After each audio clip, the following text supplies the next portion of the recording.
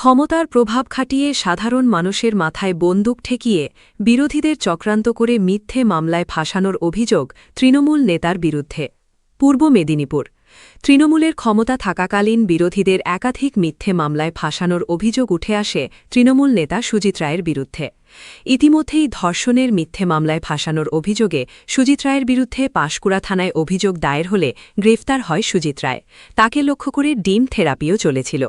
সেই ঘটনায় সুজিতের 7 দিনের পুলিশি এবং জেল হেফাজত হয়েছিল। এবার নতুন আরেক মামলা দায়ের হলো জেল কাস্টাডিতে থাকা সুজিতের বিরুদ্ধে। রাধাবল্লভ চক অঞ্চলের সাধুয়াপোতা গ্রামের বাসিন্দা শেখ মুর্শেদ আলী নামে এক ব্যক্তির মাথায় বন্দুক ঠেকিয়ে আবাসের বাড়ি না দেওয়ার ভয় দেখিয়ে বিজেপি নেতা তথা বর্তমান বিধায়ক সিন্টু সেনাপতি সহ পাঁশকুড়া পঞ্চায়েত সমিতির প্রাক্তন সহসভাপতি কুরবান শাহের দাদা আফজল শাহের বিরুদ্ধে সোনা ও টাকা চুরির মিথ্যে মামলা করিয়েছিল তৃণমূলের দাপুটে নেতা তমলুক সাংগঠনিক জেলা সভাপতি সুজিত রায়। রাজ্যে পালাবদলের পর বিজেপি ক্ষমতায় আসতেই দর্পচূর্ণ হয় তৃণমূল নেতার। তার বিরুদ্ধে পাল্টা মিথ্যে মামলায় ফাঁসানোর অভিযোগে পাঁশকুড়া থানায় অভিযোগ দায়ের হয় সুজিত রায়ের বিরুদ্ধে। তাই আজ গ্রেফতার হওয়া সুজিত রায়ের পুলিশি হেফাজত থাকাকালীন তদন্তের স্বার্থে পাঁশকুড়া পঞ্চায়েত সমিতির পার্শ্ববর্তী বাঁশির চা দোকানে নিয়ে আসা হয় সুজিত রায়কে। যে চা দোকানে একসময় আড্ডায় বসতেন এই সুজিত রায়।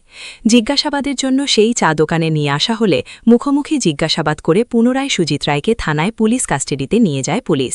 সুজিত রায়ের কঠোরতম সুজিত রায় মিথ্যা কেস দিয়েছিল আমার নামে এবং আমাদের এমএলএ নামে সিন্টু সেনাপতি এবং আরো কিছু লোকের নামে।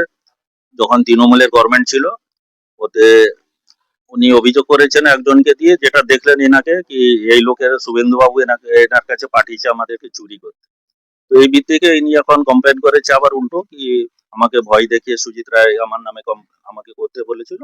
তো সেই বেসিসে উনি অ্যারেস্ট হয়েছে, এখন লকআপে আছে। আজকে বাঁশি দোকানে নিয়ে গেছিল, ওইখানে ওদের মানে এইসব ষড়যন্ত্র হয়েছিল, ওইখানে গিয়েছিল তদন্তের জন্য নিয়ে গেছিল।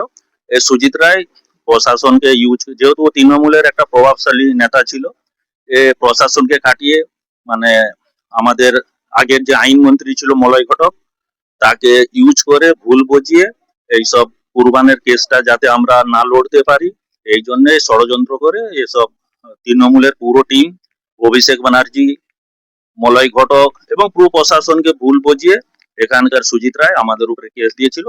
সেই ভিত্তিতে আজকে সব দেখতে পাচ্ছেন আপনারা। হ্যাঁ, ও তো গুন্ডা সুজিত রায়, শুধু গুন্ডা, ডাকাত, চোর, চিটার, কিডন্যাপ সব তো ওর প্রফেশনাল কাজ। যে কোনো মুখে যে কোনো মেরে দিতেও পারে। এ একদম প্রফেশনাল ক্রিমিনাল, চোর, ডাকাত, যত রকম যা কিছু বলার অনেক কম আছে। ও সবকিছু করতে পারে, ও প্রফেশনাল লোক। ইনি আমাকে বম্বে পাঠিয়েছিল ফ্লাইটে করে মিথ্যা কেস দিয়ে ধরতে পুলিশ প্রশাসনকে দিয়ে। এই হচ্ছে সুজিত রায়ের নামের। এই এর তো আমরা যতদিন বাঁচবে তাও ওই জেলে।